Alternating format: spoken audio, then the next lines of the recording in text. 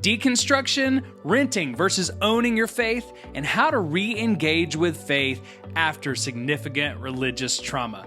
We talk about all these things and more today as I'm joined on the podcast by Caleb Nelson. Caleb Nelson is a friend, and we talk about everything from him growing up in a cult to him completely deconstructing his faith and what he's learned from it over the decades since. You're going to love this episode. I really enjoyed the time with Caleb as well. So again, we're going to talk about a lot of things today, and I think you're going to learn something from it too. So if you're ready, let's jump into today's episode of the Church Disrupted podcast.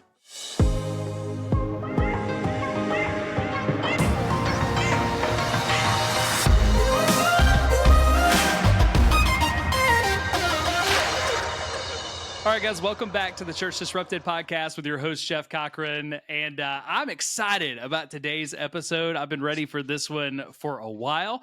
I've got to talk to our guest today for just a few minutes before we started, and man, I don't know about you, I'm ready to run through a brick wall right now. Like, this is awesome. Let's go. But you guys don't know our guest today, so I want to introduce you to my friend, to my brother, Caleb Nelson. Caleb, welcome to the podcast today, my friend. Thank you, brother. Much love. I'm so excited to be here.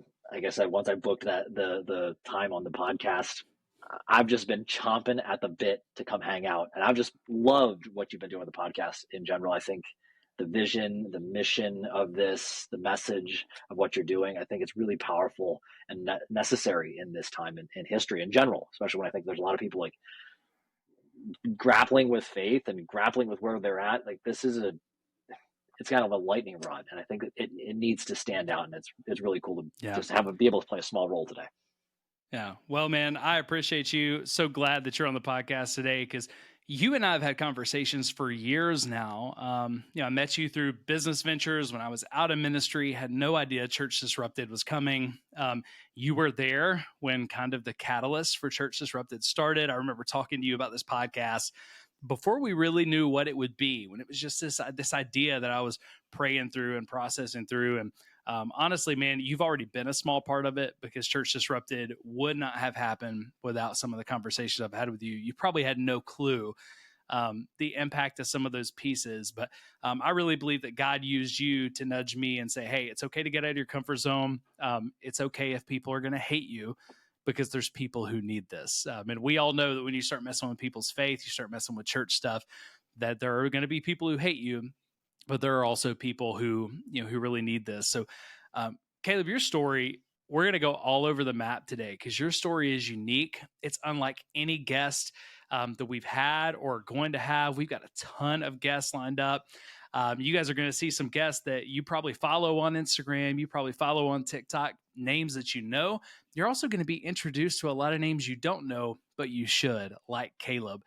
But Caleb, your story is so different, man, because your story is, I'm going to go ahead and give the highlights, and then we're just going to jump into it. We're going to dive in.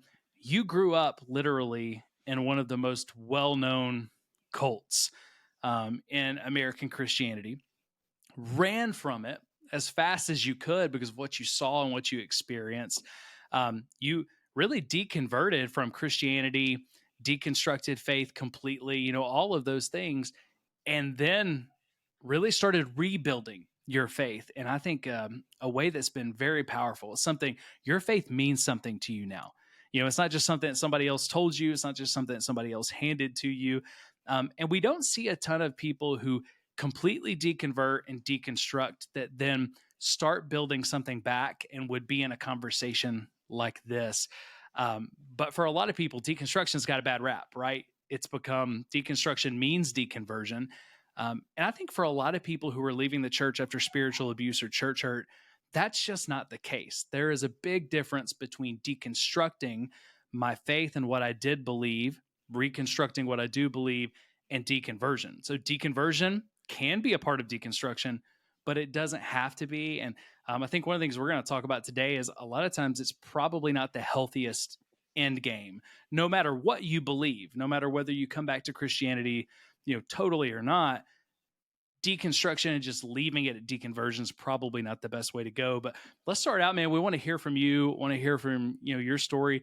Tell us a little bit about how you grew up. And I know a lot of this story, but fill in the gaps for our listeners about how faith played a role in your early life and kind of the good, bad, and ugly of it. Yeah. Well, thank you for the introduction, and I'm excited to dive into everything you just kind of laid the overarching themes for today. So, for anybody who's listening right now, I grew up in the Moonies, otherwise more commonly known, officially known as the Unification Church. Um, and I like to start with also saying, like, listen, I had a loving family. I knew I was loved. I had a roof over my head, food in my belly. I wasn't like beaten or any of that kind of craziness. Um, so many of my problems were definitely first world problems. That being said, one of the interesting things that people don't know this, that the Moonies were known for their mass weddings. So I always tell people my parents are married in they're married in Madison Square Garden, and they're in the Guinness Book of World Records for largest mass wedding, along with a few thousand other Wow. people. And they also had arranged marriages, like in the sense of this guy would go, you and you, like, go talk, like that's going to happen. And there's a little more elaborate stuff to some of those things. I'm giving kind of just like the basics to that.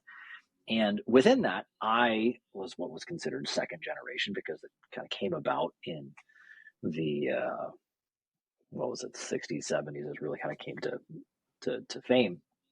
And I was the second generation, the second wave, like the kids of the parents that had the kids. And I was destined to have an arranged marriage. Now, looking And when back, you say when I really, arranged marriages, you're talking about not just like your parents arranging a marriage for you, but more like your spiritual leaders arranging a marriage yeah, for you. Wow. yeah. So what I was anticipating, and I believe there's been some changes since it's all gone back, and I have a great relationship with my parents now and all that. But there was these matching ceremonies that you would be, your spouse to be was chosen for you. And I know a few people that had that, and some of them worked out, some of them didn't. I can't say I've kept a strong connection with all the people, and then I hear a little bit of this and that from this point on. But when I look back, what ultimately I realized what affected me the most about that was the most profound gift, most profound experience of love was predicated on somebody else's opinion. To me, it was Hmm. almost like, I think it was like the insurance company being in the doctor's office. I'm having a conversation with a doctor. It's me and the doctor, but I have some third party dictating treatment.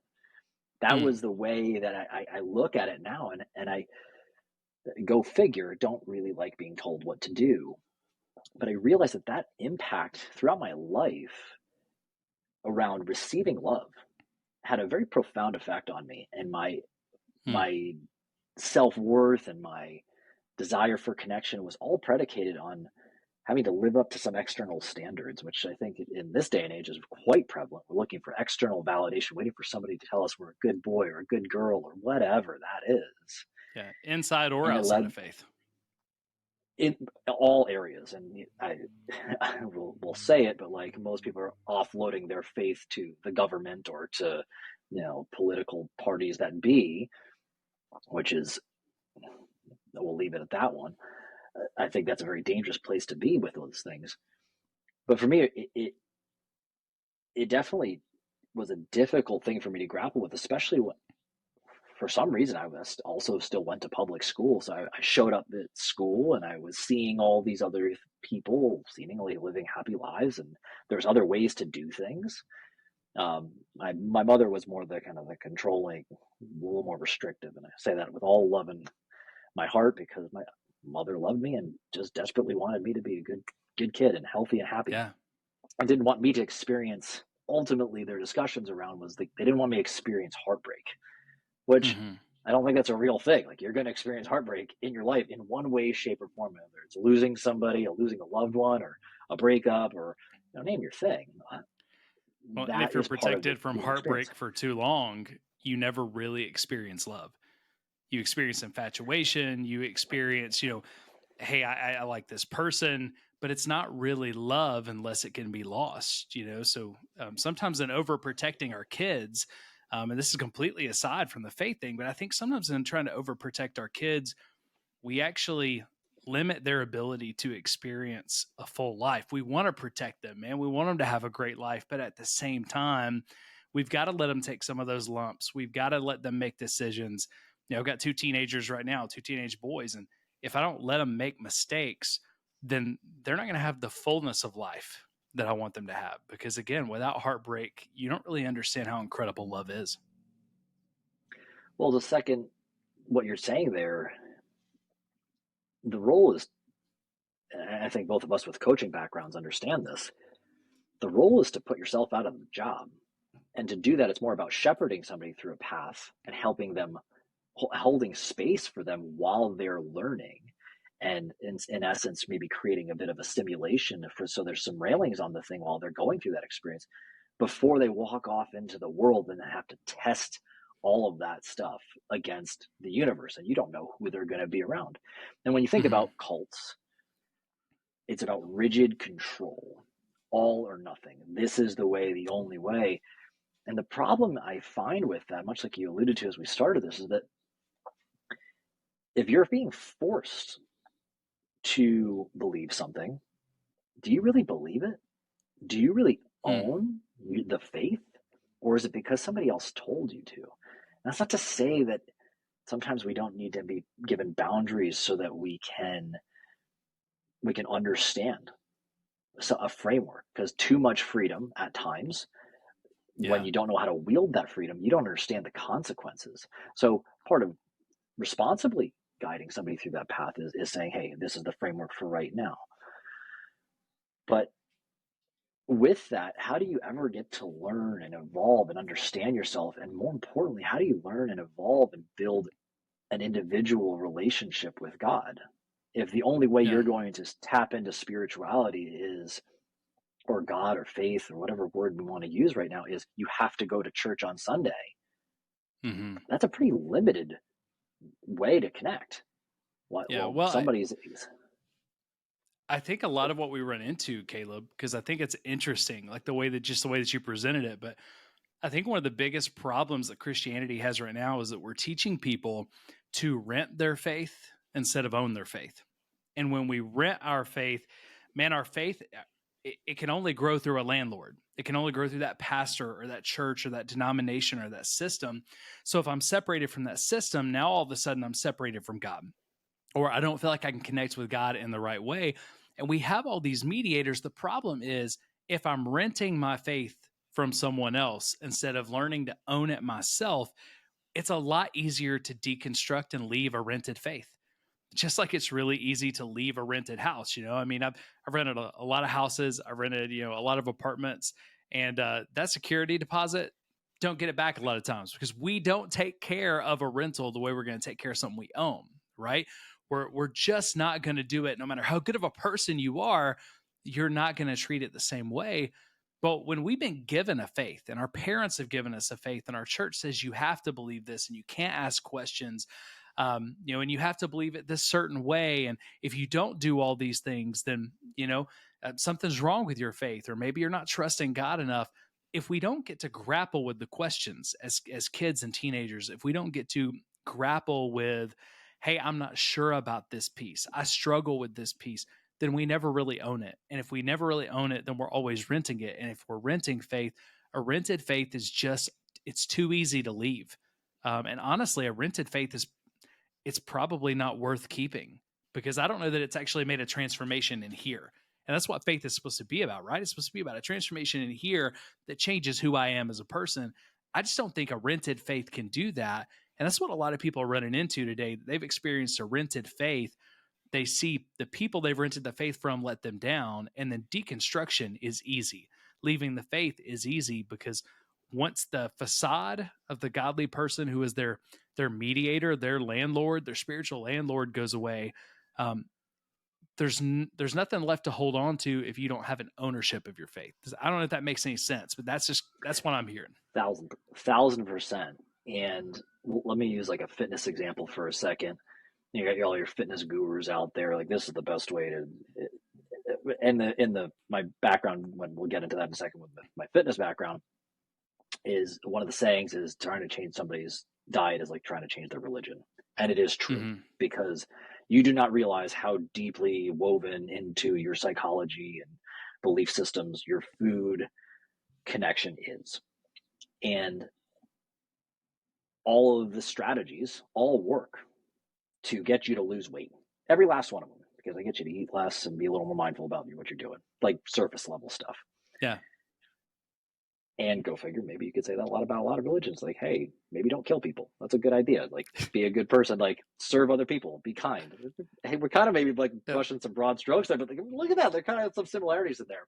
Yeah. The difference is that like you can shine the surface. You can look better naked on the outside. Inside, it's hollow. It's fragile. And the foundation's not there. So it will inevitably collapse when you take it outside the context of exactly that rigid framework. So Yeah. could I go from one place in my life, get transported into another country, another place where it's different? Can I stay true to my faith? Can I stay true to God? And the answer, if you have not fully taken ownership of understanding that and nourishing that relationship internally, the answer is an overwhelming no. Yeah. And that is that's the journey that I think everybody must ultimately come to terms with, that if you really want to have true success, true fulfillment in your life, and I believe that does start with a deeper faith practice, Hmm. you have to take ownership and stop waiting for somebody else to say, here's the words you need to read and the book you need to do. Da, da, da, da, da, da. Like, take the principles, sit with those principles. You've been taught a lot of them. I have Hmm. yet to meet somebody who doesn't really know the principles of their faith, but they don't say, no, that's what I care about. And I am going to take ownership of it, because that's important to me as my internal character. And I see that where Yeah. people are looking to define themselves by name the religion of the day, and or the sector of the day, and touting this is better, as opposed to, no, this is me. This is how I Hmm. believe. I'm going to take these principles, whether it's from the Bible, and I tend to lean more towards that, obviously. I'm going to take those principles and I'm going to own them myself. Yeah. And people can slap whatever label they want me. They can say, call me this, they could call me that. I own it. I'm going to stand by these principles because this is my faith practice. That, I believe, that means the church, going to church is everywhere you go, because that's at home in your heart Hmm. and in your soul. And I had a friend recently, he said that he reframed it for me. He said that going to church, I believe it's in the Bible, said like when you commune, when two people commune to connect on a soul level, that's going to church. If Yeah. we're waiting for it to be some big pageantry, some big festivity, some big thing, where, let's be real, most people just want to be seen as showing up and doing the thing, as opposed to just Hmm. go do the thing. Go be kind. Go be loving. Yeah. Go serve that person and that can't, that's maybe like, just open the door for somebody. Be kind in all small acts.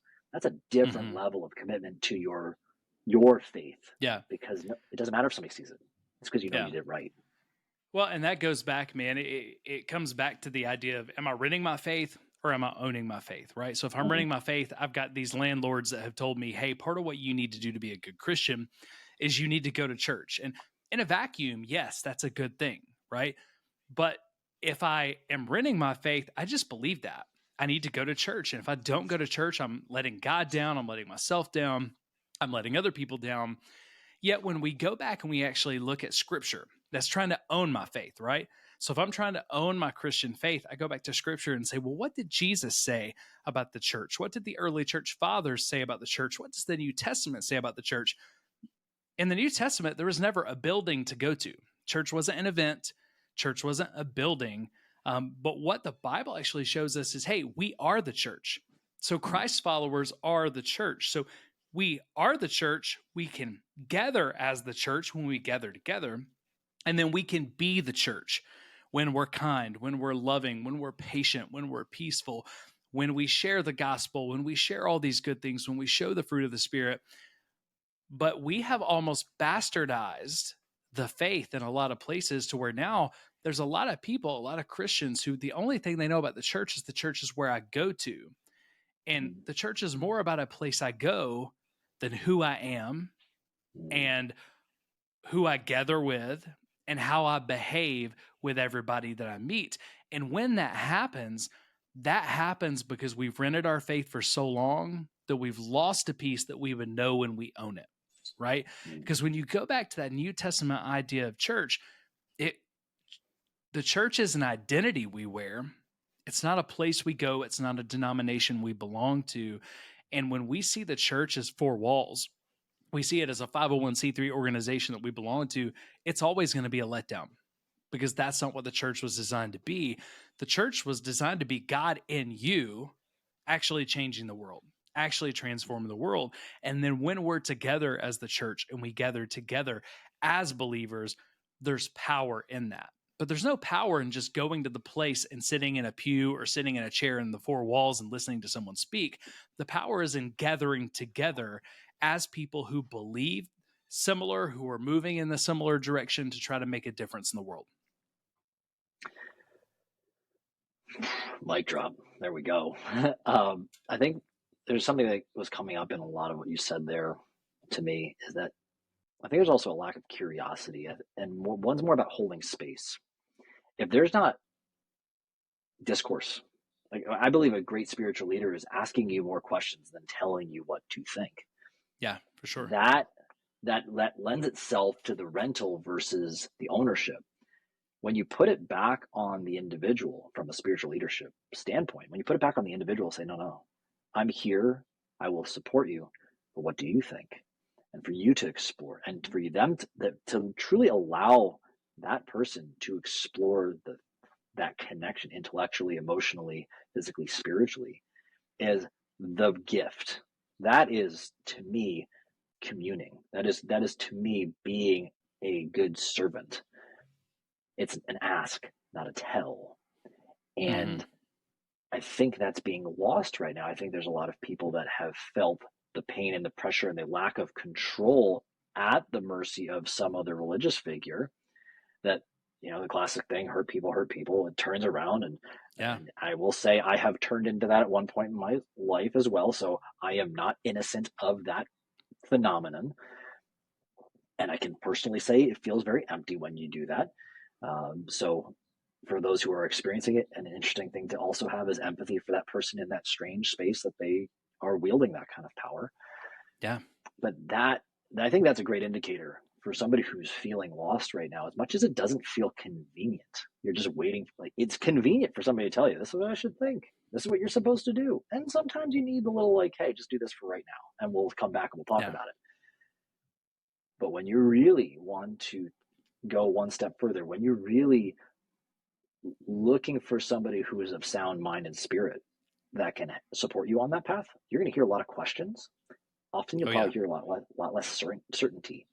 That's what is a telltale sign of somebody. I'm going to say the word expert, but anybody who's an expert will be like, I'm still a student. That's how they're Yeah. going to say it. They're going to sound really uncertain. They'll be like, I don't know. You tell me what this is new. This is a different experience. Let's understand this together. Let's workshop it. Let's talk about it together. And that becomes a very collaborative experience. And as an individual, you get to discover your connection to something bigger than yourself, to God. Yeah. And that's powerful. Everything we're talking about here ultimately comes down to a few very simple principles, which I think most people forget why this is important.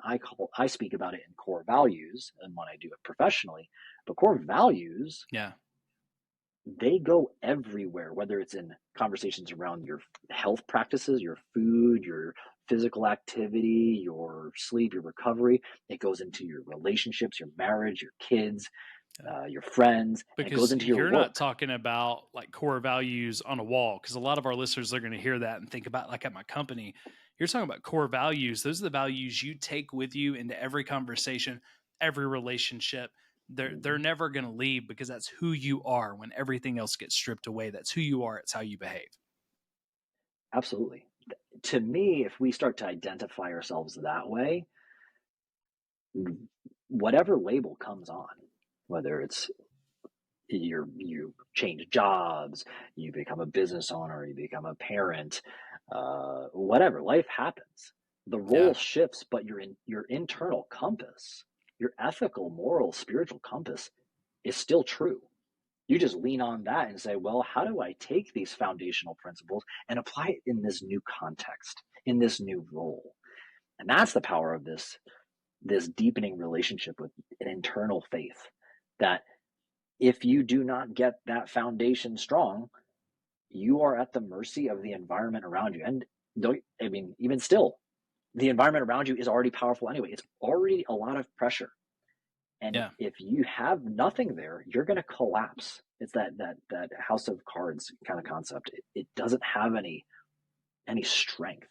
It's not going to be able to. You won't be able to will yourself through the challenging moments. You won't be able to bring in and welcome and attract the right relationships that align with that. You won't be able to engage in practices that empower and enrich the experience and perhaps can even shift the environment around you. Without that, you're lost. And again, Yeah. been there, done that.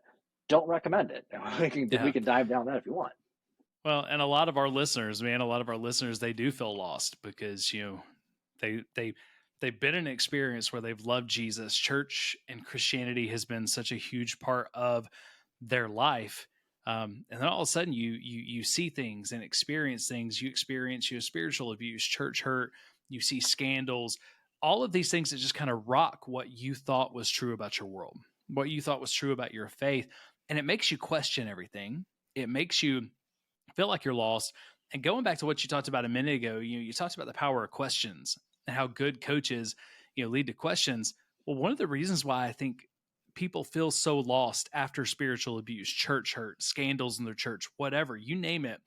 The reason why we feel so lost is because we're not used to asking questions. And now we're forced to ask more questions than we ever wanted to ask. So if we're not used to asking questions and now all we have is questions, then it feels like I need to run away from my faith because I'm so uncomfortable with this. So, thinking about not only good coaches, I really do believe the best pastors, the best spiritual leaders are actually the people who leave you with questions and let you wrestle with the question instead of telling you what to do or telling you what to believe. Right. And we'll look at this practically, and then we'll look at it biblically. But I think there's just a pattern to this. So, like with you and I, practically, we've coached each other on different things. Most recently, I've coached you and am coaching you through writing your first book because that's part of what I do through one of my media companies, right?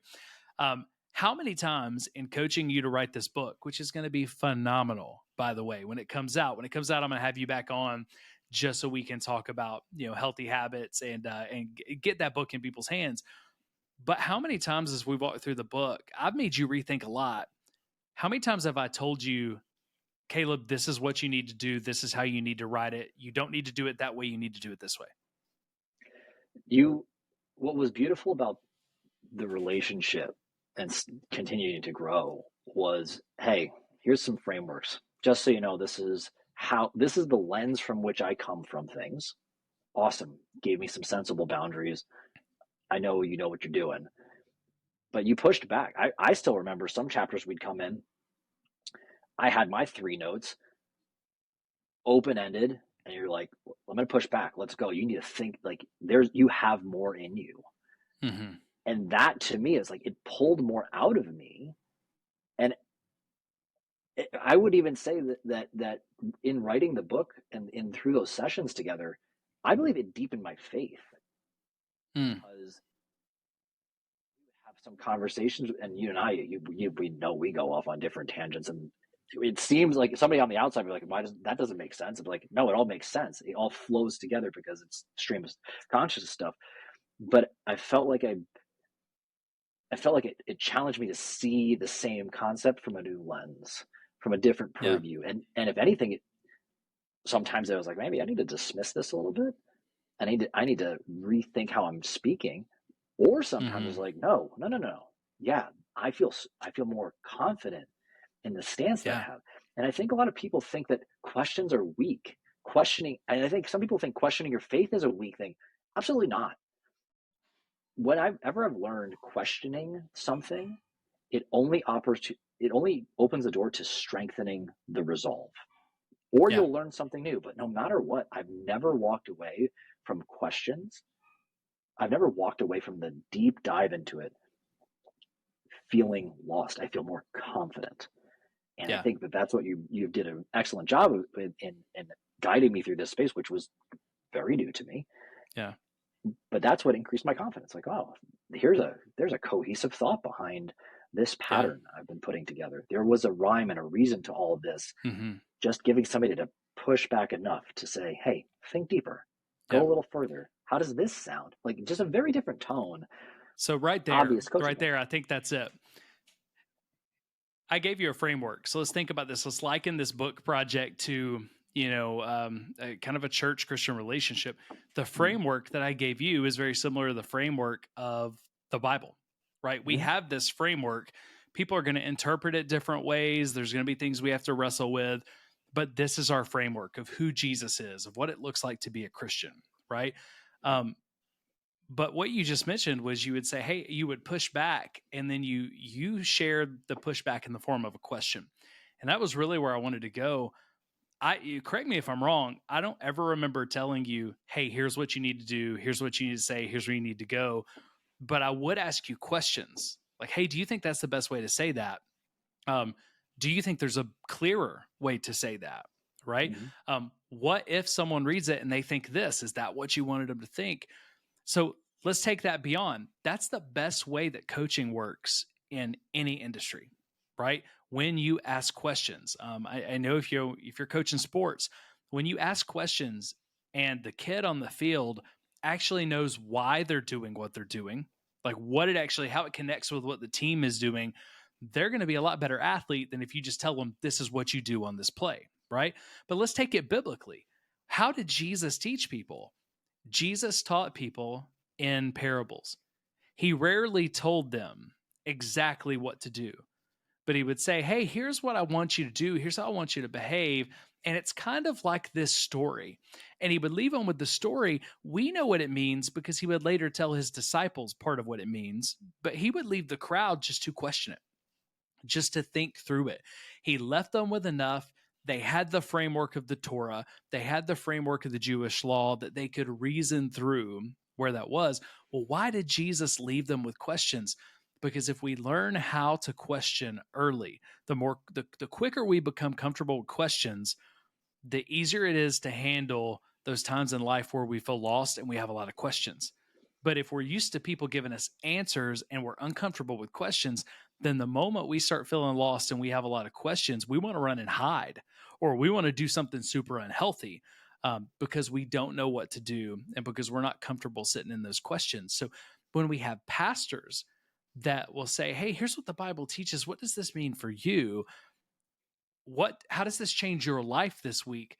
That's much more powerful than saying, hey, this week, here's how this needs to change your life. This is how you need to act differently. Because one allows us to wrestle with what God is saying and then own it. The other one is someone just kind of uploaded to me. Let me download this thing. And now I can just spout off what they taught me. I'm renting it. This was my landlord told me, right? And then when the landlord fails, everything fails because you've not questioned before. So now when you question, it's like opening up Pandora's box, and the question becomes the most haunting question out of all the questions. How much of what I thought was true Mm-hmm. may not actually be true? And that is the scariest question. How far does this rabbit hole go? So if we learn how to ask questions early, the rabbit hole doesn't seem as deep and as scary because we say, okay, I thought this person was this. I thought this was true. I've walked through this spiritually abusive situation. I've walked through this church hurt. I've seen this scandal. So yeah, I've got a lot of questions. I was wrong on that, but let me go back to the foundation of what I know is true. Then let me start from there and then rebuild. That's a much less scary place than staring down the abyss and going, how much was I wrong about? Right. So I think that's important. If you're in a church, ask yourself, is this a healthy place for me to ask questions? Are they okay with me asking questions? And more than that, does my pastor ever leave me with questions, or are they always giving me all the answers? Because I would just encourage Mm-hmm. you, no matter how good of a pastor you have or how good of a church you think you're a part of, if they're always leaving you with answers, they might be harming your faith and harming you more than they're helping you, even if they're not doing it on purpose. But man, so you're getting back to your story because there's so much there, and this is how our conversations go. We just tend to rabbit trail. But you grow up second generation, part of the Moonies, all of this stuff. But you had a good childhood. Your parents wanted to protect you. You knew your mom wanted to protect you, and there's negatives that came with that.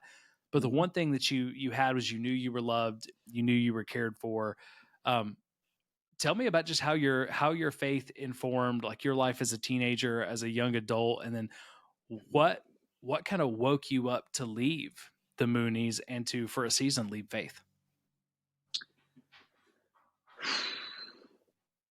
So let me start with where I lost my faith. So for the record, anybody listening, I was definitely considered myself like a devout atheist for quite some time. But there was a moment that really, I didn't realize that it rocked my world. I thought I handled it really well.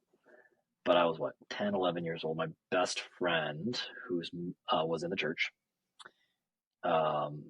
his mother passed from breast cancer. And to the effect of what we're talking about here about questions, nobody ever held space for me. I am very good at just bottling all my stuff up and just at some point. And that had turned into a pretty constant thing. And I when you brought up some of those things before, questioning and holding space for questions allows you to get comfortable with uncertainty. And of course, the most ultimate of uncertainty is death. What happens to my loved ones? What happens to all the things? Like the big questions, like we're going to find out, but we're on this side. And belief is a very powerful situation in that. And I didn't know how to grapple with that. And over the next few years, I saw my friend definitely struggle. And how old were you at the time? I want to say it was 10 or 11. It was fifth grade, sixth grade, something in there. And on the surface, just painted it on like everything's fine. And I was probably the only one he would talk to about anything. And I would hold some space for it. And he went down a pretty difficult path. He got into drugs and things of that nature. Has been in and out of rehab a few times. And it wasn't until recently I actually realized I carried a massive guilt and pain around this. I'm talking like the past 2-3 weeks. I didn't like have a revelation around that until then. Like I felt like it was my responsibility to like hold all that for him because I didn't know how to process it. And to that effect, even at one point, like I blew up. I think it was like 6th or 7th grade. My parents were like, "We want to send you to therapy or anger management." Because I was just like, bah. Looking back, I'm like, "Oh, I was a pretty angry kid about some stuff," but on the surface, nobody would know. I was a great student, didn't try in school. I just could do. I was a good athlete, made no problems, just like going through life. And I fit the mold. And eldest of 4 kids. I felt like I was doing all the things. I try not to be a problem. But of course, high school happens. And you start getting those teenage hormones. And as with all great stories, there was a girl. And I wanted to date her. And that, of course, was not Coach. She wasn't who was chosen for you, Caleb. Exactly. And I thought I went about it very responsibly. Ironically, I had my mother on the podcast. We talked about this very thing. She's like, "You were so responsible. Like, you know what would have been great, Mom, if you told me that then." We had a little fallout and all that. But to say I walked away from it. I was like, I knew I just didn't believe, and I was just putting on a face, and I would just be bottled up all the time. And when I didn't really I didn't know how to talk to people in general. It was just this bottled up. I didn't have a voice. I didn't know who I was. I was considered like a functional mute. Like I could talk about school stuff and sports stuff, but to have a meaningful conversation with an adult, there was this weird authority complex. I didn't know how to engage. I didn't know how to ask a good question.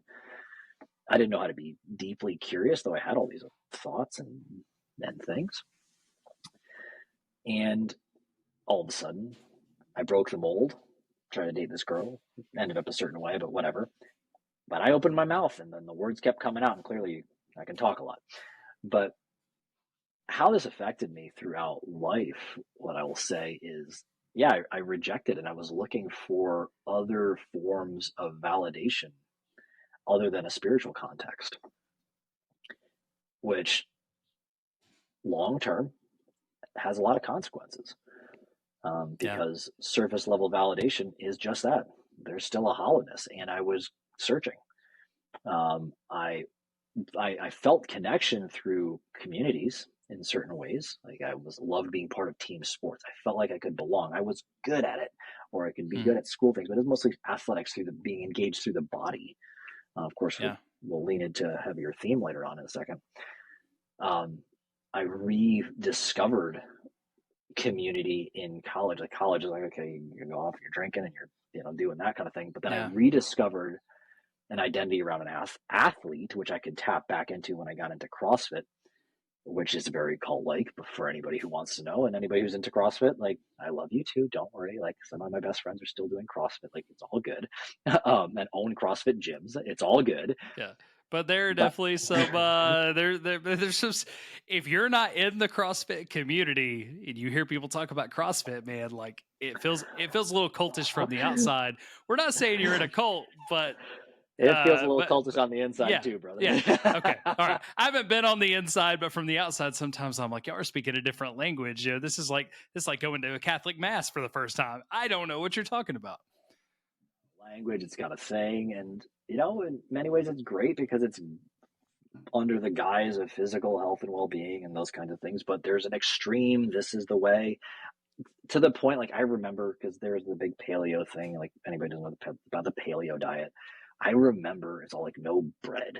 I remember walking down an aisle in the grocery store once, and I looked down the bread aisle, and I looked at the people there like, you idiots. Do you know what you're doing? Like, all this judgmental, dogmatic nonsense. Not too long later, I had a slice of bread, and I was like, this tastes really good. I do like bread.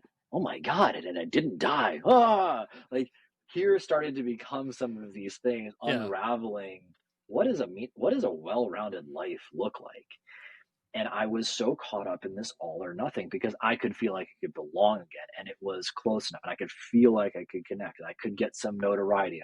But all of that to still say, I was offloading my sense of identity, my sense of self, my spiritual self was essentially being validated by external things.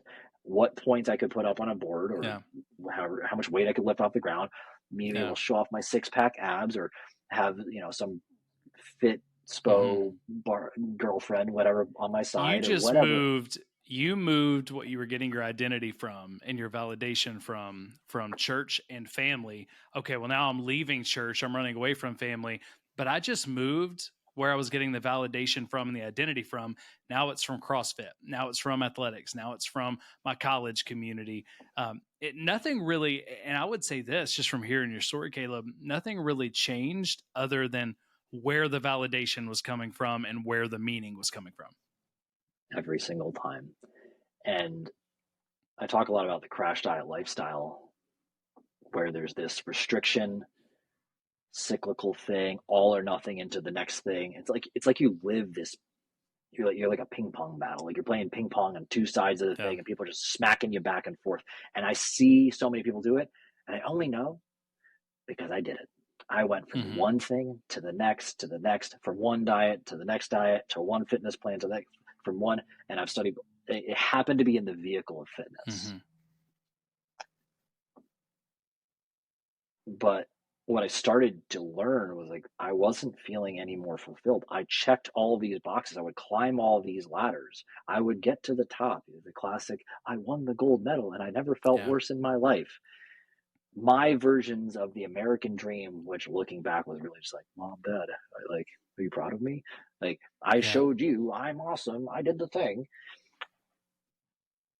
They didn't care about that. And I still remember it. And ironically, my father, he's not part of the church. My parents are still together and have a loving marriage.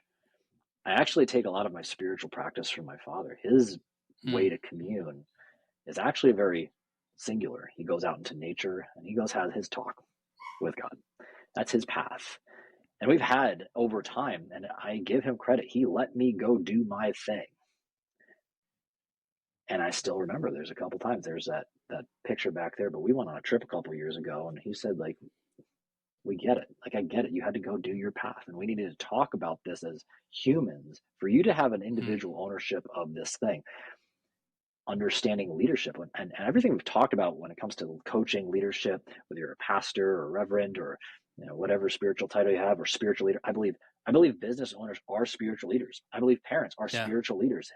People think this leader has to be somebody slapped a title on you. No.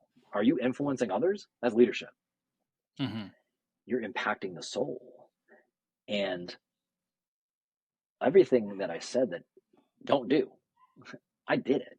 It was, I have these degrees and I have these certifications and I have this big, beautiful space. And look at all these things I've done. And I was miserable on the inside, and I was seeking Mm. so much value. I wanted to be right. And I did so much more telling than asking.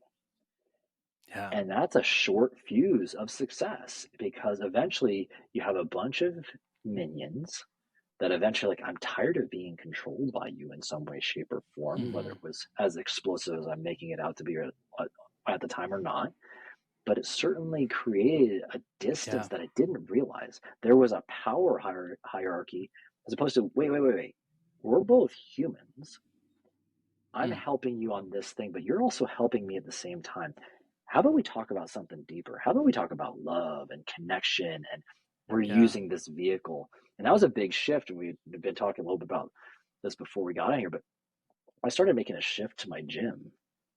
That shifted. And I have a friend who actually probably was one of the first people started bringing me back to my own spiritual practice. And we continue to talk about faith often.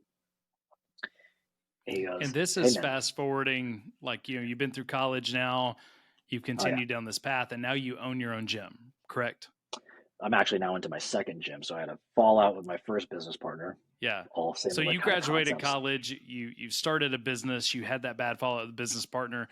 Now you own your second gym, you're doing that. You had this discussion with your friend because like so you've been in this for a while. You've been this, as you would call it, a devout atheist doing your own thing for a while. This was a significant chunk of time. Yeah. And that's where we find this conversation happening. So just wanted to catch the listeners up because I know Yeah. there's a lot there. I would, I would say my spiritual awakening was was it late 20s? Yeah, it would have to be late 20s, probably like 27, 28, somewhere in there. My dad almost died. Hmm. And I know we've talked a little about this in the book, but for everybody listening, my dad he had throat cancer, but then had some complications from the medication. At least that's what we think. And it had like a stroke-like event. I remember going home. I'm home, and we go to the hospital, and there I am, just stuffing this crummy hospital gruel in his mouth, and I don't know, whatever. I took over the room, and my mom said, like, it's kind of like this eerie stillness, and everybody else left, and it was just me and her and him. And I'm feeding him this food. I look in his eyes. I'm like, this is two thoughts came across my mind. This is not my dad. Number two, this is me, and I'm dead on the inside. His pain, his sacrifice, and in many ways has been my spiritual leader without ever really lording it over my head, which I think was a really beautiful gift. Showed me what I needed to see. And like, wow, man, great. You can shine some surface things. You can help that. And that's nice. I'm not saying I didn't help many people, but you're wasting these God-given talents because you're refusing to go inward and build this spiritual relationship, this this inner faith, that take ownership of this. Now, Hmm. open the door. That was just the beginning of the exploration. That was the little seed that got dropped in Yeah. there, that little inception moment. But it opened this That's a door. Like, powerful realization, though, of I'm looking at my father wondering if he's going to make it and realizing I'm that dead on the inside. Like everything yeah, may look good on the outside, but that's how I feel on the inside. And if people saw the real me, this is what it looks like. There's just no life left in me. I mean, that's painful, but very powerful as a just a revelation, for someone in their late 20s. And that was kind of the turning point for you, right? yeah. And I started getting some help then after that, because I look back now like, wow, I definitely was dealing with depression, anxiety, all those things. I got some help. Started with a couple counselors, and looking back, they actually all had a very spiritual lens to them. And I remember I started just going through some of the work, just sitting with and being with this. And I remember probably 2 years later, I just turned to my wife. I'm driving in the car, and it was after my friend. Actually, I should back it up. My buddy, he said that, and he had started talking to me a little about his faith and his practice with Christianity. And I mentioned this before. He goes, this place. I started to change things. I started to address things. I started to hold space for something deeper. Like, yeah, you came in because you want to lose a couple pounds, but then the conversation got a little different. They realized, like, I don't care if you lose 20 pounds the next 2 months. What I care about is you build a better relationship with yourself. We could call Mm, that a different spiritual thing. The weight's going to come off after that. It's just yeah. a matter of time. But I needed to learn how to hold space for what I didn't realize what was really coming down the pipeline. And I think any pastor or reverend or anybody in any coaching leadership role doesn't anticipate it in the beginning. The darkness rolls out of people. And that's that Hmm. spiritual weight loss that actually needs to unravel. They need to Yeah. air out the darkness so that we can bring it to light and do something powerful. And one day he pulled me up, and he'd already lost, I don't know, 60 pounds coming through the gym. Hmm. And he's like, "Hey man," and we were talking about God, I think, that day. And the way he said it, actually, this is really, really, it really kind of clicked in my head. He goes, people believe that nothing happens after death. And that's fine. They can believe that if they want. But I see that's a pretty that's it. That's all your options. That stops. Hmm. But if there's something more, now you have a lot more options. Now, I've been exploring my core values at that time, and one of my core values is yearning to grow. And it Hmm. it smacked me upside the head. I was like, if I believe in one way, I literally can't live in alignment with that. I'm not even preparing myself to live in Hmm. alignment with that core value. And the way Yeah. he posed it, I was like, ding. He didn't bang it over my head. He didn't just preach at me. We had this He didn't tell you beautiful to turn discussion. or burn or give you a track or any of those None of that. things. He was kind. He complimented me. He told me about this space. He says, "Caleb, this place is more like any church I've ever been in. What a church is supposed to be. It's supposed to be holding space for people to do their thing. There was community. We did all the stuff." And And I he actually really said, because you told me this before, man, and I want to make sure that people hear this because it's so powerful. You told me he actually told you that your gym felt more like most churches. It felt more like a church than most churches he'd ever been to. And that any was while church. you were just investigating faith, any church. Yep. But yet he's sharing his faith with you, and you're still at that point, I'm assuming at that point still an atheist, but your eyes are opening just piece Mm-hmm. by piece. He's not beating you over the head or anything else, but he showed you, hey, you're actually already leaning into some of these things that maybe you don't Mm-hmm. realize you're leaning into. Mm-hmm. But I love that because you and I have had conversations to where now I've thought about it. I'm like, this feels like a pastoral conversation. Like, sometimes I'll be coaching you and you'll stop me to speak something into my life. And I'm like, hey, Caleb, that feels really pastoral, right? You've talked to me about your mom saying she always thought your calling was to be a pastor, yet you can pastor people without the title. Um, and so even when you didn't think you had a belief, this was someone who showed you, hey, you're actually already leaning in to some of Yeah. these things. You do have some beliefs, and you don't have to run away from religion. You don't have to run away from what you think God is. You can actually just pursue God and ask questions about God where you're at. I think that's super, super powerful, man. And I thank God for him. I really like. Yeah, we were just talking before. He just turned me on to "Love Does" by uh, Bob Bob Goff. Goff, Let me great make sure I book. get the name right. Really enjoying it. Um, he's just been such a dear friend. There's a constantness to him, and he allows me to find my path in what I find any great steward and like guide does. Because he observed like what we could talk about in our space. We had Christians, we had Jews, we had Muslims, we had black, white, Republican, Democrat. We would talk about drugs one day, we talk about sex one day, we talk about politics one day, we talk about faith another day. every conversation was fair game. And Mm. guess what? We didn't get in fights. We all got along. Everyone was hunky dory. They Didn't mean shared you their piece. agreed, but you still Didn't got mean we along. agreed. And that was the whole point. And for the record, that's one of the reasons why I struggle to put any label on anything I'm about anything. And I have my beliefs. Is namely because when you put a label on something, people get like somebody's talked about like a faceless Instagram or faceless TikTok. It's like, or Hmm. profile. It's because they get caught up in trying to discredit some background and their story and this. They're trying to try to tear down truth because they don't like the name or the face or the words or the messenger it comes out of, as opposed to be like, actually, there's a lot of depth behind this conversation. How about we just focus on that? And perhaps there's a lot more commonality. Perhaps we can Yeah. find faith together, and it can be under your name and it can be under my name. But you know what? What we are doing is we're doing a lot more good for the world. Yeah.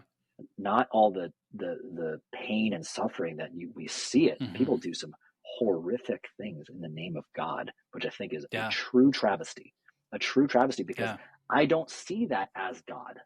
I see those Yeah. things as a lack of. I see it as an insecurity because, as you're talking about before, Yeah. they rented their faith to some Hmm. talking head who is trying to actually control them for some internal, to fill their own Yeah. internal void.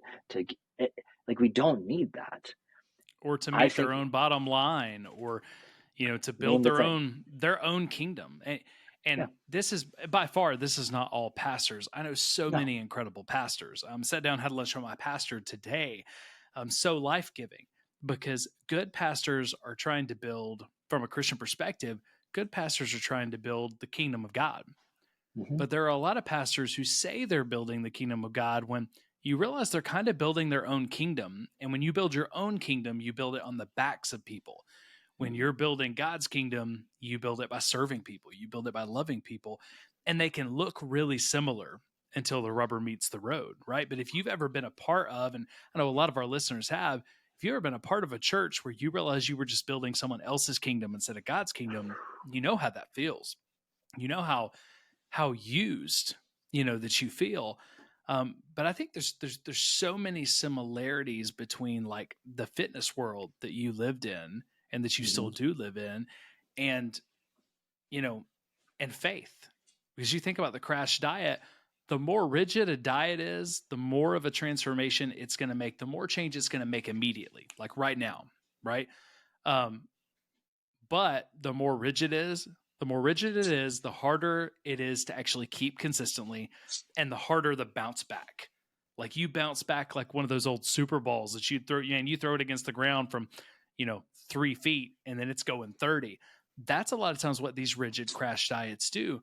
Well, if we see religion as rigidity, and we see church as the rules of, this is what my pastor taught me it looked like to be a good Christian. And if I do all these things, then I'm a good Christian. If that's what I see Christianity as, eventually I'm going to have a bounce back from that rigidity, right? Hmm. Versus what you do with people. If we can change the relationship you have with yourself and with food, and we can find out why these things, get to the root of what's causing these things, then the weight's going to come off. The same thing of, if we can help someone experience God, then God is going to do the work. Using a very, very charismatic term, the Holy Spirit's going to do the work in you. The, Hmm. the change is going to happen. We don't have to tell you what change needs to happen. Change is going to happen when you really experience God. So you got all these people who are doing, you got people all throughout history who have done terrible things in the name of God, because they were doing it in the name of God, but it was really out of a rigidity. It was out of rules. It was out of how I interpret God to be, instead of actually just being God to people. Right. And so I think there's something there that the more space we give someone to pursue God, it does take more faith. It takes faith that if I will just help point someone toward God and let them pursue Him, they may end up in a different place than me. Yet, if I let them pursue God, if I believe that God is God and I believe He is good, then how could I not believe that He's going to get them to the right place? How can I not believe that if I just point them toward him, that he's going to change their behavior in the ways that it needs to change? But a lot of times we try to get ahead of that. And Christians are known for getting ahead of that, that, hey, let me introduce you to God. And, oh, I know you don't know a lot about God yet. I know you don't really feel like you've connected with God or have a strong relationship with God. So let me just tell you all the rules so we can expedite this. I don't think that ever holds. Versus if we just say, hey, people gave you space, your friend gave you space, your dad gave you space to sometimes run in the opposite direction, but both with a belief that God is good, that you had a foundation, and that God was going to reveal himself to you in the way that you needed, that it was going to be okay. And as scary as that is, that takes a lot of faith. And sometimes I think the most faithful thing we can do is simply love someone, point them toward God, and then let them move at their pace, even if it's not as fast as we want them to move. Oof. I think it's worth doubling down on what you just said there, because the patience and also the knowing, the understanding that you might not be there when they have the revelation. You might not be the person who gets the credit for when they have the light bulb moment go on. You might not be there for when it all clicks. You might be dead. That's biblical, man. The Yeah. Apostle Paul said, for some of us, we scatter the seed. For some of us, we till the fields. For some of us, we water it, and some see the harvest, right? But it wasn't about forcing someone into change. It was simply about sharing who God was. Well, he speaks about something really interesting there about cultivating an ecosystem for faith. All those elements, and I think about those elements you just talked about, sowing things, tilling, all that, they come in seasons as well. Yeah. And when we start getting caught up on the external validation and we think that's the only way to feel success, we get caught up on the harvest. But if you harvest too often, the soil goes dry. It's stripped. And of course, eventually, what we're talking about here is like, you don't have a well of faith and hope to pull from. You actually have dried up that spiritual piggy bank. Go figure. All those things. And again, I'll use like a fitness analogy or a dieting analogy, which most people don't know this. Here's a fun fact for everybody. The average woman in America goes on and off a diet 6 times a year. So hello, once every 8 weeks, you're going to go running into failure again and feeling like garbage once again. Look at this no different. Go through that enough times in your life and you feel like a failure. What happens naturally? You lose hope. And when you throw up your hands and have no more hope, no more faith, no more belief, you stop trying. You stop putting in the effort. And that's what we're talking about here. If you try to be so dogmatic about pushing your belief structure, your whatever, this is the way on how you have to connect. Like, what if somebody just needs to say, hey, you want to go listen to some music together and have somebody be kind to them for a few minutes and listen to their problems and hold the space? You might not get them to talking about the Bible that day, but that's okay, because what you did build was a relationship. You got to hear somebody, you got to share a moment with somebody, you got to have a very human connection, you got to express love.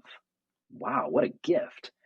You think they might be more likely to come back and have a meaningful conversation? You think they might be willing to listen to a suggestion at some point? You think, like, but you have it's just like dating. And the irony of everything we talked about before, most things I associate with dating. Don't propose on the first date. Arranged marriage. Like, that's a joke I make in business stuff all the time. Like, I'm not in a rush to get hitched. Why? Because if I believe that a great relationship builds from these principles, let's take our time getting to know each other. Because you know what? That day when we really need this relationship and this faith to be strong together to do something collectively, I'm going to have a track record of all this love built up over time and the mistakes we've done together and the things we'd had to apologize to each other and the problems and the fights and the downs and the ups and all that stuff. You know what I'm going to say? I'm like, I'll lie down in traffic for you because I trust you and I can see the holiness and the faith and the belief in you. I think that's godly in and of itself. I think that's a very divine moment if you can do that. It's scriptural. Okay, a little bit Yeah. scriptural in and of itself, man. Like, we've all heard the phrase, probably everybody's heard the quote, people don't care how much you know until they know how much you care, right? People don't want to hear about the Spirit of God until you've shown them the Spirit of God. The fruit of the Spirit is very simple and very practical for a reason. It's, love, joy, peace, patience, kindness, goodness, gentleness, Mhm. faithfulness, self-control. With these such things, against these things, there is no law. There's no law Mhm. against them, because when we do those things, when we show those things, people want to know who we are and what we believe and why we show those things in a world that increasingly doesn't show those things. But if we're shouting at people about what we believe, and you grew up in an environment that shouted at you what to believe, yet there's no fruit of the Spirit there, there's no love, joy, peace, patience, kindness, goodness, gentleness, faithfulness, or self-control. If you don't have those things, then why would I want what you have? Because what you have seems angry, what you Mhm. have seems frustrated, what you have seems lacking. It looks like you're searching for something. I don't want what you have if you're searching, because I'm searching. So sometimes the best way that we can actually share, and I tell people this all the time from a Christian perspective, the best way you can share Christ is to be Christ. The Mhm. best way you can talk to someone about Jesus is to be Jesus. That doesn't mean we don't actually talk about our faith. Your Yeah. friend talked with you in that moment when you were still an atheist about his faith, but the reason why you wanted to hear about his faith is because he'd already shown you his faith. He'd shown you exactly what it was. But you also talked, man, and I want to make sure we go back to this because we're getting far Yeah. away from it, but I think it's important.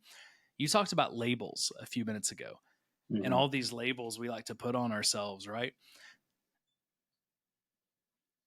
I am at a point in my Christian life, and I'm still a Christian. I'm still a pastor. I'm still ordained. I'm not a practicing pastor day to day, but I do pastor people, right? Mhm. I still think of myself fully as a follower of Jesus and a pastor, but I am uncomfortable with the amount of labels that I've had on my life. I'm at a point where I want less labels than ever. I don't want to be labeled an evangelical. I just want to be labeled a Jesus follower. I want to be labeled Christ-like. I want to be labeled a Christian. I don't want to be labeled non-denom or Baptist or charismatic or Presbyterian or any of those things. I want to be labeled a Christian, someone who looks like Jesus, someone who loves like Jesus. I don't want to be labeled as, even really an exvangelical or someone who deconstructed or reconstructed. We have all these labels, yet I'm finding more joy and less labels. I'm finding Mhm. more joy in going back to what we talked about, those core values. My core values is I want to love people like Jesus because of how deeply he loved me. So what does that look like? For me, it looks like the core values are the fruit of the Spirit. Where I go, I want there to be peace. I want there to be joy. I want there to be love. I want there to be kindness. I want there to be faithfulness and gentleness and all of these things that the world is not necessarily about. But even when we're talking, man, with when we're posting things online that make pastors so mad because they feel like we're attacking the systems to protect their bottom line, or they feel like we're attacking their livelihood, it's something I continually go back to, even with pastors, of saying, "Hey, let's start again. Where's the fruit of the Spirit in this?" And I've had to apologize. I miss it a lot because I get hot under the collar and I get snarky. Sarcasm is not a fruit of the Spirit. Sometimes I think it is, so I have to go back and apologize for that. But um, it's crazy how many people who call themselves Christians, how many of us who call ourselves pastors are quick to anger, quick to frustration, quick to judgment, quick to assumption. And if we do those things, it doesn't matter what we say about Jesus if we're doing those things, because what we're telling people about Jesus is that to follow Jesus, or to follow Jesus in what we believe in the right way, is angry and frustrated and rigid. So again, I'm at a place in my life where I want less labels, and I would encourage all of us to have less labels. What are the labels that matter? And for me, Mhm. that's a Christian, that's a dad, that's a husband, that's a friend. Outside of those labels, the other things are just descriptors. They're not labels. But if we could have less labels, but live out the labels that matter, I think we change the world. I really do. But we've got to know what labels are going to stick no matter what anybody else says and whether people like them or not. and we've got to live them out consistently. So for me, again, it's those few labels, and then it's living out the fruit of the Spirit. It's trying to be someone who, even when I'm rattling the cage and making you uncomfortable, is there peace there? Is there kindness there? Is there love and gentleness and self control? So, um, anyway, I don't know who that's for. That's for somebody who's listening. I don't know who it's for, but feel free to let some of the labels go. What are the labels that matter most? Those are the only ones that matter. And Caleb, I know we've not had that exact conversation, but we've had a lot of these types of conversations over the years. And I think you have less labels now that you've returned to being a person of faith than you had when you were a person who had completely left the faith, because those labels, they were almost like weights that weigh us down. And they're so arbitrary too. Like, because once you slap the label on it, you're opening up, especially if you operate from a binary perspective of good versus bad. How do you be good at that thing? Well, you're going to go compare good to what you believe is societally good. What's that standard?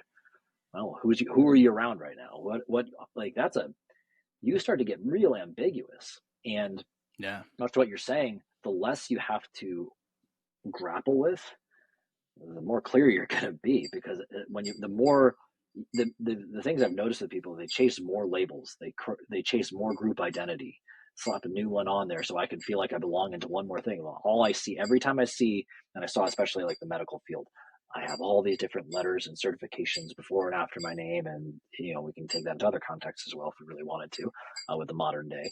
But every single time, those are the people that they're like, you try to have a human conversation with them. Ooh, dark. They're lonely. They might have all this knowledge, but they don't know how to apply it. They can't speak to the person there in front of them. And the problem with it is, like, what if one label starts to conflict with the other? Now you start to have internally these conflicting ideologies. Boom, you become at war with yourself. Much like I was saying about the bread thing before. Well, I happen to like bread, and I happen to go visit my family in France every now and then. I like to have croissants, and I didn't die. That breaks my belief that this whole thing is bad. Yeah, but my label was paleo. And with the label of that. paleo, I can't have the bread, or now I'm a bad person. Exactly. And that's the fundamental problem we're talking about. So no matter what, we're going to have roles. And I see labels more as roles. What if I get a promotion? What if I add author, add speaker, those are things we engage in. But the person that shows up is the core values and what you're speaking for. Yeah. Well, how is that? And when we have to ask a how question, you have a descriptor. And in my experience, so the way I frame my core values, and I'll share them with you right now. What I've found, by the way, for anybody listening, is that anybody who's not clear on what and won't speak about their core values doesn't want to be held accountable. So here they are. If I'm ever not in alignment, somebody can just smack me upside my head. Don't worry, my wife does not hesitate to do that and say, check it out, kiddo. Yeah. It's respect, optimism, yearn to grow, be actionable, and be loyal, both to others and to myself. And when I show up in that pure energy, I'm not focusing about money. I'm not focusing on getting it. I'm focusing on being fully present, aligning those things, the success and the love and the connection that is exchanged between me and whomever I'm engaging with at that time. That, to me, I feel like a connection. I feel like I feel like spiritually alive. I could go for hours like I have on the Energizer Bunny. And what you're speaking to, that was my version of how you come to that moment. And that's arriving. Be that way. And I think one of the best ways you could say this, and you said it, that was what I was thinking about when you brought it up, was any parents out there, if you ask them, do your kids pay more attention to what you're doing or to what you're saying? And I've yet to have a parent say, it's to what I'm saying. We'd even go so far as to say, like, even our significant others, are they going to believe what we're doing more than what we're saying? It's usually the one or the other. Yeah. That's the key. Are you being in alignment? Are you being Christ-like? Are you being in alignment with your core values? Are you being of genuine, pure spirit? And if you're not, guess what? you might fool a couple people in the beginning who are just Yeah. more lost than you are. Trust me, that's a weight you don't want to carry. That's exhausting. Hmm. Or the people you do actually want to be around will say, nah, sorry, guy, you're not, like, I can't connect with, this is not healthy. Yeah. And you don't get the growth, whether it's personal, professional, health, whatever it is, relationally, Mm. you miss out on a really profound connection from the people that Yeah. probably are the ones who could shepherd you to the next level in your life. But because you're not showing up in that alignment and being that stability internally, and operating from Mm. that internal groundedness, that spiritual groundedness, if you're not being that, you're going to miss out. And it's like a magnet. It happens all the time. It happens all the time. Yeah. And we know this. When we look back, we're like, oh, of course that was happening. You know what? Hmm.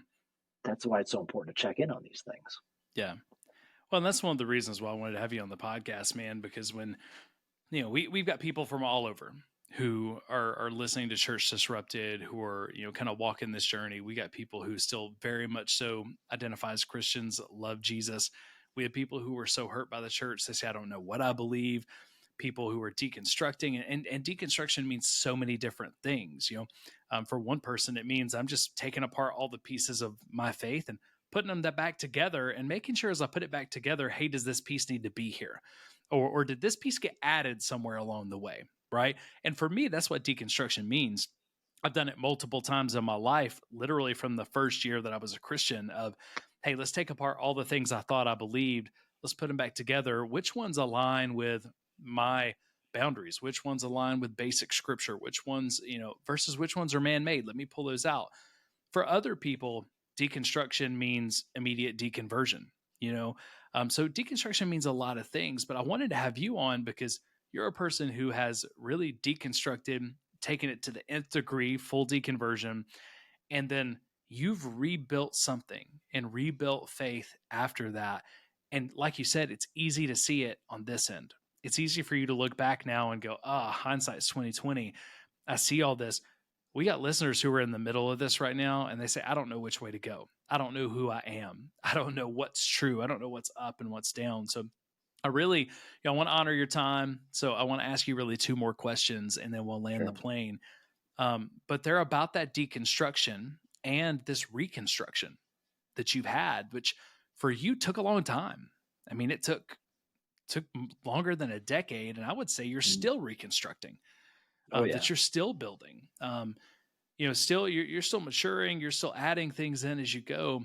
But we've had this conversation, so I kind of know where this is going to go. But when you look back at that season of being fully deconstructed, devout atheist, no belief system, um, how did that feel? And just kind of walk us through where you were at in that moment. Was that, and I'm going to give you another side to this in a minute, but was that Sure. healthy? Was that helpful? Was it good? Or do you look back on that season as that was a struggle, that was detrimental? How do you look back on that season? When I look back now, I look at it as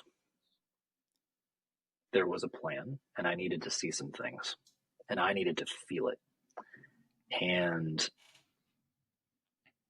to my mother's effect, I've long had this feeling of much like what we're doing right now, of sharing and holding space. And I think I needed to go this path. And I think there is a very divine love that, whether I knew it or wanted to believe that I didn't have control over it or not, was shepherding me through that. Hmm. There's a few things in my life I'm like, why did I get through that? How did that happen? And I can't put another answer to it other than like God was tapping me on the shoulder. There's a moment I still remember. I feel like God tapped me on the shoulder and said, like, this woman said, like, I was supposed to come talk to you. And I opened another level of my spiritual exploration. I think I needed to feel how lonely it could be. I think I Hmm. needed to feel the weight of, I'm going to do it all by myself, thinking that independence is like the thing. Yeah. I think that's such a short-sighted, nihilistic way to look at the world. I'm I'm doing it all by myself. Mm, that's not the most powerful thing that we can create. And all I can really say at the worst of the times is I just felt lonely. It felt Mm. empty. I felt lost. It did not matter. And ironically, some of the greatest times were when I was being successful. It was weird. I felt hollow. It didn't scratch the Mm. whole itch. There was missing something. And the stranger part was when I started to hit rock bottom, when I went through a business fallout, when I look back, like the greatest loves of my life, my wife came to me and she showed up out of nowhere. This Mm. was divine intervention. My best friend, my wife, showed up when I was dead broke. I had people show up out of nowhere and say, "You're going to come live with us and we're going to feed you and house you for a year." Because if that's not God, I don't know what is. Well, that's what I And was thinking, man. That's being the church. that People was you being didn't know, people you didn't have a relationship with that said, "Hey, not only are you at rock bottom, you have nothing to give us, you have no money, and you're an atheist. Come be with us. Come live with us. We're going to take care of you. We're going to help you get on your feet." That's what the church is called to be. That's the church in Acts 2:45 that sold their possessions and shared with anyone in need. And that looks more like Jesus than about anything we could do. 1,000%. And those are the things that, when I look back, like, I needed to see that and experience it in my own way. I can stand here today now. I can walk into any organization and within 3 seconds of talking to anybody at the ground level, like a staff member or whatever, and I'd be like, all right, I kind of have an idea what's going on up at the top. It comes out in people's language. It comes out in their Mm-hmm. body language, the way they carry themselves. You can hear it. There's a rigidness to them. You Yeah. can see it. I've spent a lifetime reading body language, and there is a Mm. difference. And I can see a softness when I approach them with a different kind of love, this love we're talking about here. And you watch them relax into themselves. And there's such a difference.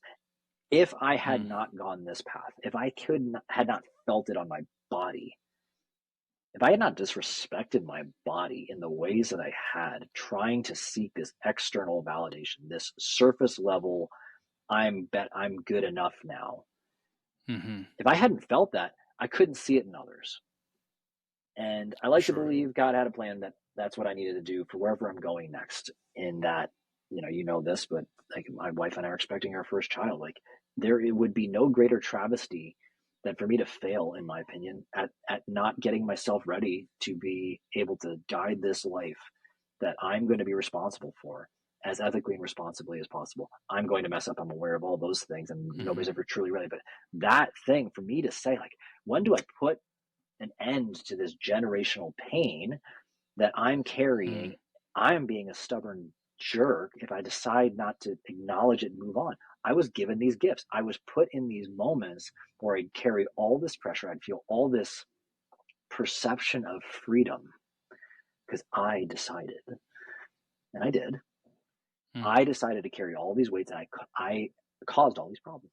I wanted to be independent. I wanted to just be me Mm. because I wanted the credit. Because I thought I would be enough, not realizing, well, if I have a real connection with God, I'm already enough. What I was given on the inside was already enough. Why don't I start nurturing that? Mm. Guess what I got? I have the love of my life, who I get to now be Yeah. excited about bringing life into. She trusts me to be the father of her children. What a gift. I have Mm. friends that look out for me and will do anything for me at the drop of a hat. What a gift. They do not care if I'm broke. They do not care if I am overweight. They don't care about any of that stuff. They will stand Mm. by me. What a gift. I have family Wow. that I've been able to reconnect. I feel love. I feel connected through them. What a gift. Mm. And if I had not been sent that other path and I did not know how lonely that can be, I'm encouraging Yeah. everybody, before you go throw it all, the baby out with the bathwater, I promise you, it's a lonely place. Mm. The success that I wanted, or I thought I wanted, slowly has been showing up by coming back to something more simple, much what you're alluding to. I want less labels. I don't want to be valued because I can take Yeah. my shirt off, my abs look a certain way. Great. That's awesome. And if maybe that needs to stop the thing, but like if I'm going to stop the scroll for that, maybe I talk about something other than whatever, sex, drugs, and rock and roll. Like that's not substance. Maybe we talk about Mm-hmm. what does it mean to build a better relationship with your family? What does it Mm-hmm. mean to give back to your community? Maybe we do that. And if I hadn't gone that other path, I don't think I would truly understand it in myself. And if I ever want to have the privilege of helping other leaders go through that, man, I better have some empathy for the feelings they might have too. So I really Yeah. believe it was a God's gift of saying, here, this is your path. You're going to learn some stuff. It's going to suck a little bit, but you're going to be grateful for it. Mm. I don't know if I fully properly answered each element of the question, but that's when I look at it. You did good. That's what shines through for me, and I'm, as most people, I've been grateful to live a life, to learn some stuff, and take ownership of this faith connection. Yeah. And it still gets questioned to this day. I still challenge it. Like I still have doubts about this and that, but to me, that's the work of, Yeah. oh, how do I work to stay connected? Much the same way I work to still show my wife love. It's not just, Yeah. I got married, I got a ring on the finger, and we just live happily. That's not how every Yeah. married couple knows. That's not how this goes. It's Yeah. the same concept. How do I continue to nurture Mm. this spiritual love? And Yeah. I think there's been no greater opportunity that's been Yeah. placed at my feet. Well, I love it, man, because you're at a place as someone who sought external validation for so long, and I'm right there with you, man. Like I, for so long, even as a a pastor and in the church world, it was all about can I get the approval of these other people? But as someone who chased approval for so long, it's beautiful and refreshing to watch you be in a place where you're not chasing God's approval at all. You're chasing connection with Him.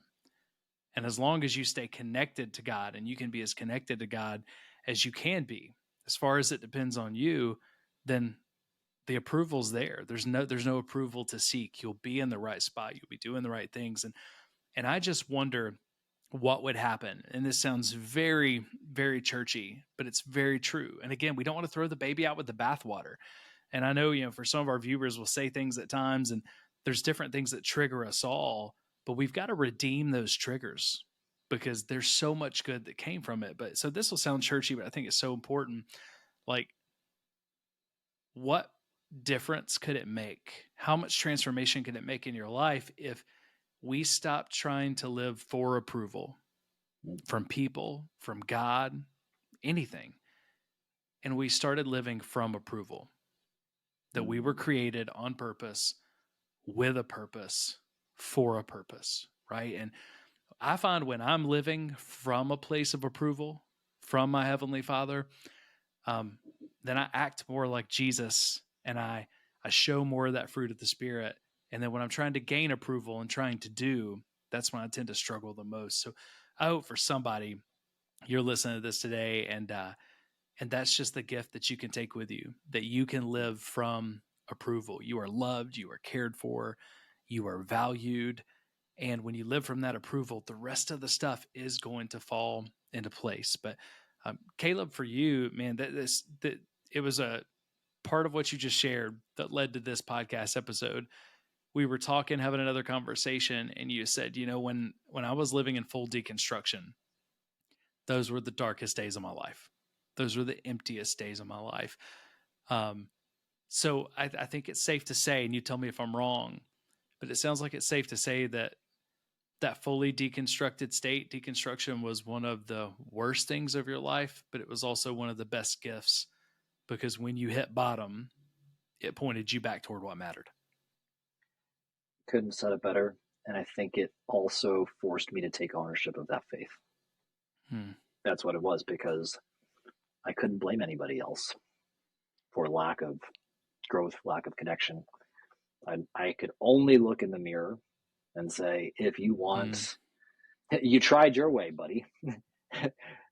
Maybe, just maybe, you try this other way and you take ownership and you surrender to that. Hmm. And in many ways, it was my wife she's the first person actually I'd ever told that I believe in God. And she was like, Hmm. thank God you're driving, because I would have veered off the road. We were coming back from dinner. But even like, and I'll jump Hmm. ahead a little to Naked Sunday. I know we're almost done too. I want to be respectful of your time as well. On Naked Sunday, the very first one, and everybody's wondering, that's what it is. Like, as Yeah. stark naked Naked on Sunday is your business. It's your it brand. is. It's It's everything you all of do and everything you teach. it. When I sat there and I was 40 pounds overweight, realizing I hated myself, that was me looking at me. And I looked over at my wife, and it was through her eyes of real love. And I believe a very divine love, that Hmm. she's seen me through ups and downs. When I asked myself, why does she love me? I could see that the enoughness, the acceptance. I've already have it. I've already won. I have love in Hmm. my life. Man, what if I just nurtured that and stopped seeking all this other stuff? And what a gift. What a gift. And I hope people can do that for themselves. And you don't have to like rock bottom, everybody, is a relative space. You decide if it's rock bottom today. You do not need to Hmm. be, drinking out of the gutter and name every TV series that you see of the Yeah. rock bottom. Rock bottom, and it's okay. You don't need to be the most ultimate of rags to riches stories. In fact, great. You Hmm. didn't have to dig the worst of holes to climb out of. There's nothing bad about that. If you feel shame and guilted that you're not as good as somebody else because it's not the same meteoric Yeah. rise, good. It's okay that you didn't, because guess what? You have a more solid base to start from. You maybe have more resources. You have maybe more love in your life. You have Yeah. more connections. What a Hmm. gift. Maybe you have more opportunities to do even more good. It's not a punishment. Stop comparing. That's the victim Olympics nonsense. Stop that. Hmm. Go just be in alignment and serve and love on Yeah. other people, and good things are going to happen. And you can help those other people. You will get, if Yeah. you won't care about the credit. You'll care that somebody else was happy, and that's it. Yeah. That's love. Yeah. Soapbox rant Well, and over. I think that experience with your wife, though, when you said, "I hate myself, why does she love me?" It really is such a picture of God to realize, if we could just ask ourselves the question when we're struggling with ourselves the most, when we feel the least worthy of love, when we have all these questions, how was I duped? How was I manipulated for so long? Why didn't I see it sooner? If instead we would just pause and say, God, how do you see me? Why do you love me? When we can ask those questions and for just a moment see ourselves through the lens of God's eyes, see ourselves the way that God sees us, it allows us to let ourselves off the hook. And I believe it allows us to start healing. So you said, Caleb, this was huge. You said your rock bottom is relative. You choose when your rock bottom is. Your rock bottom, it got pretty far down the rabbit hole, and you probably wish that it hadn't went that far. I've had those rock bottoms in different scenarios, but my rock bottom faith wise, I'll be honest, my rock bottom, I chose it to be while I was still on staff at a church. And I started making changes before I even left the staff of the church to say, no, I am not going to let them ruin my faith. I'm not going to let what's happened to me ruin my faith, but I'm going to pursue my faith. My faith will look different on the other side, but it's going to look better because I'm going to pursue God, not dogma, not the other things. So for you, I've got two more questions, okay, and then we'll jump out. So these are quick questions. One is philosophical, like we've been talking about, and the other is really practical. But the first one, and you can answer these just kind of in your own time. What message would you have? What would you say to the person who is hurt? They've walked away from the church. They're not sure if they can go back right now because they're hurting and they're in the beginning of that painful stage where they're toying with deconstruction. Maybe they're just wondering what faith could be in the future. What would you have to say to them in that pain? And then the second question, super practical. tell us a little bit more about what you do with Naked Sunday and how our listeners can actually connect with you if they want to connect with you and let you do some work with them, because man, your coaching is powerful, and I know it's going to help some people to really deal with that relationship with not only with food and exercise and everything else, but it's going to be transformative for them as a person, I think, on a spiritual level. Absolutely. Yeah. Well, thank you so much. I think the most powerful thing you can do in those rock bottom moments is forgive. And Mm, it's going to come in one of two forms. You're going to practice forgiving the other, the person you feel wronged by, or you're going to start by practicing forgiving yourself. Chances are it's going to practice forgiving the other person because you probably have some anger, some malice, some pain, frustration. And that's really hard mm, because to do that also takes some empathy. And to do that other part there, which will get you to the forgiving of yourself, is you'll eventually realize you played a role in it yourself.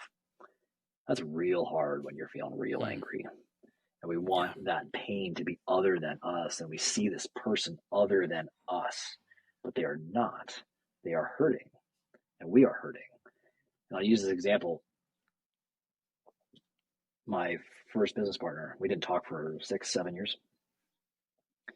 And I remember a moment, this is when I was starting to go through my internal healing. I started to see some of my flaws. I started Mm, to be upset that I might have been wrong on some things. And I started practicing forgiving him silently to myself. I would say it at yeah. home. I would just practice. I did it for about a year. And there was finally this moment. It was around this time, in fact, a few years ago, right before the pandemic, in fact. And I saw a moment. He was going through a dark time. He posted about it on social media. He's like, I reached out to him. And Mm, little did I know he'd been writing me. He wrote a chapter about me in his book. And he said at the end of it, "Hey man, I really hope that I didn't know this until afterwards.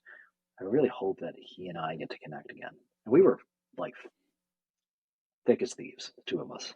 mhm, But it was for me practicing forgiving that I could start to see this whole picture a little bit better. And I was like, I realized I was just carrying so much anger. What I really was missing was a missing connection because I felt mm, connected to this person at one point. I had felt love in some way at one point. But you know what? I didn't yeah. take into account my responsibility in that. Now they were Mhm, older and I could make all these other excuses and they should know better. But you know what? What did I want? I wanted connection because yeah. this was a mentor. And if I don't Mm, put aside this anger and this resentment, what I didn't realize afterwards is I was shutting myself off from so many lessons that were going to help get me to a better place in my life because I was blinded by anger. I was blinded by mhm, rage. I was blinded by resentment. And the forgiveness of him led to the forgiveness of myself, which opened this door to a journey that I never expected. yeah. And I don't know what that is for everybody else. I can't tell you I know what that answer is. But what I can say is it has helped in my own spiritual practice. It's helped in my marriage. It's helped in my Mm, business. It yeah. helps me be a better listener. It's helped me to learn to love myself more Mm, because I don't see other people as separate, even when they're yeah. bothering me. Like, I'm still human. I'm Yeah. not going to act like I'm some saintly thing that doesn't react and feel a certain kind of way for a second or two, Yeah. and sometimes longer.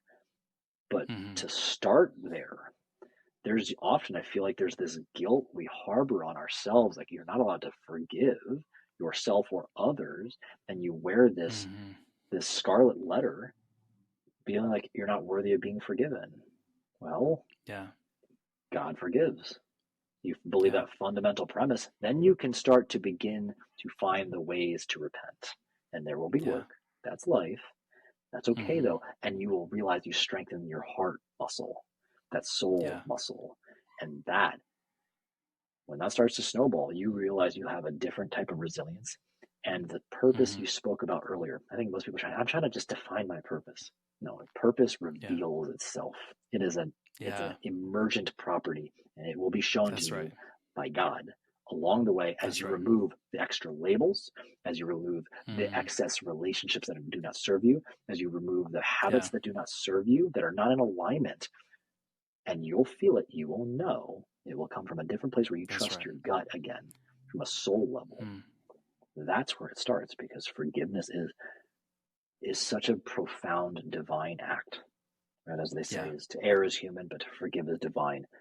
Start there, Yeah. and it And I will think it's open a so world. powerful what you said. I want to make sure we clarify because we got people who are listening from all over the map. That does not mean that that doesn't mean that you forget what someone's done. It doesn't mean that what they did was okay. I know, if you've been through, there are some of these, and this is why Caleb said, you start with forgiveness either of yourself or of the other person.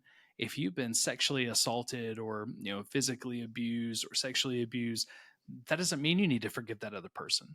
But what you very well may need to do is forgive yourself. It wasn't your fault. What you went through was not your fault at all. Okay. So I don't want you to hear, for some of us, we do need to forgive the other person. I had to forgive the person who I felt like spiritually abused me the most. We don't have a relationship, but I did have to forgive them. I had to let them off the hook. But for some of you, forgiving the other person is not something you need to do because what they did is absolutely heinous to you. But maybe what you need to start with is forgiving yourself and to know what happened to me had nothing to do with me. It wasn't my fault. For many of us, I had roles to play in my hurt, like Caleb was talking about.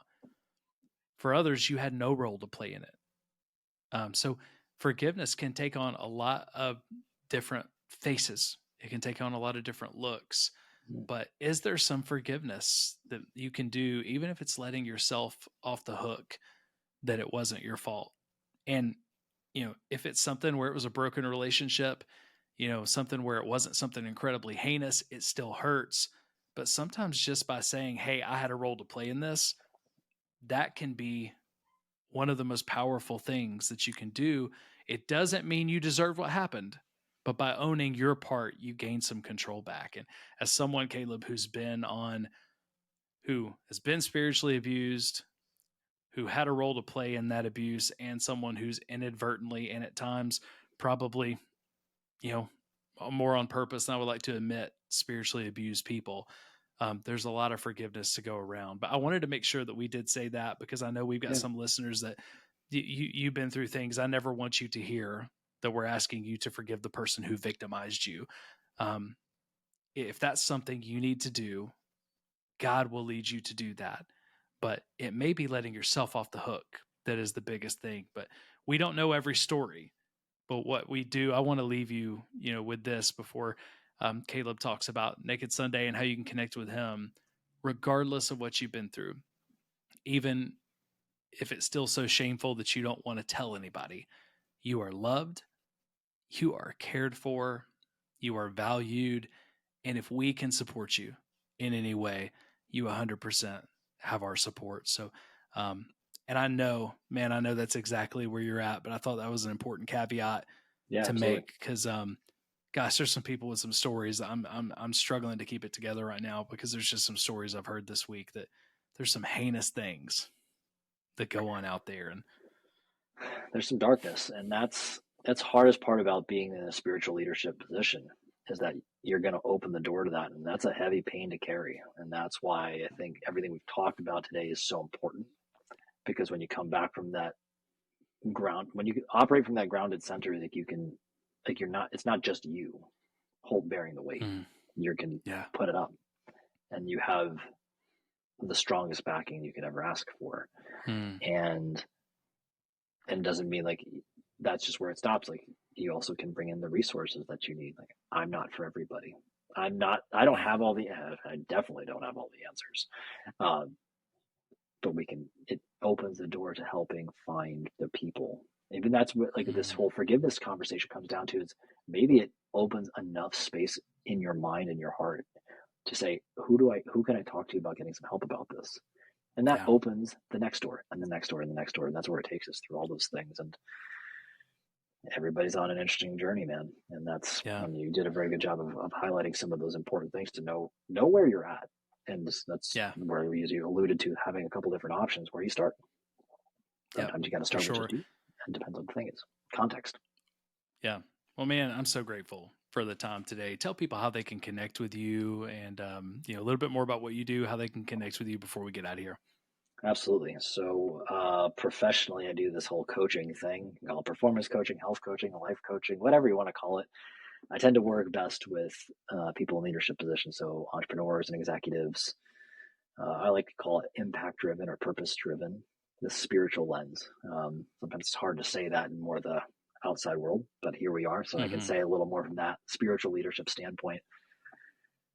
And my cute little tagline sometimes is help you look better naked inside and out, knowing first it comes from that internal. So with that, I like to help people develop what I call the spiritual fitness. And then in Mm. that is developing a stronger sense of self, defined by core values and everything we just talked about. And it can be housed in your faith practice.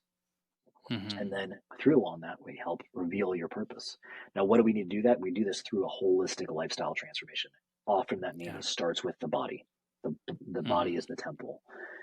When you feel stronger, you feel more aligned, and your energy is optimized. Guess what? You think For more sure. clearly.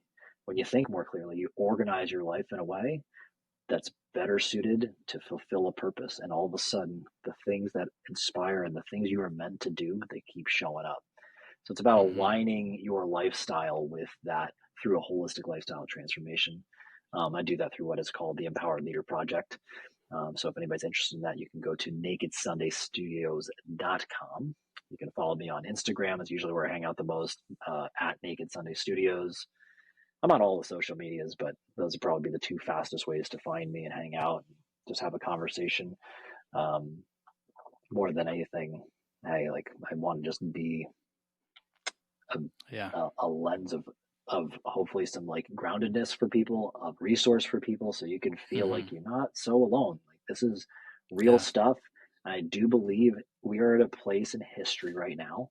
There's a deep spiritual calling. There's a real Yeah. spiritual awakening because we're so lost. We don't know how to deal with all this bizarre abundance that we have. So um, Mm. that's my long way of saying people are, you're not Yeah. alone. You weren't alone to begin with, but from a human perspective, you're also not alone. There's a lot of people Yeah. looking to operate from this center that we're talking about. Mm. So good. And then, of course, you have your own podcast as well, Naked Sunday. They can search that anywhere they get their podcasts. It's a good listen as well. But Just Caleb, look for thank the you, man. just look for the neon pink and neon blue. You find it real fast, and Yeah, that's exactly. it. Exactly. Yeah, and you're going to be a guest on Exactly. there soon too, so that's going to be awesome. Absolutely. Well, man, thank you so much. Like, I cannot thank you enough for your courage, your transparency, your vulnerability. The greatest gift that we can give someone else is our vulnerability. And you were incredibly vulnerable about your story. So thank you for being generous with that, generous with your time. We went way over what we had planned on going and expected to go. So, man, I appreciate you so much. And guys, if you need help aligning your life. You need help aligning the impact you want to make, the purpose you want to have, the health of your body, the health of your soul. No one does a better job of helping people align those most important things like Caleb does. So go to nakedsundaystudios.com, check him out. Caleb, love you, grateful for you. And until next episode, we love you. We're praying for you. And we'll see you on the next episode of Church Disrupted.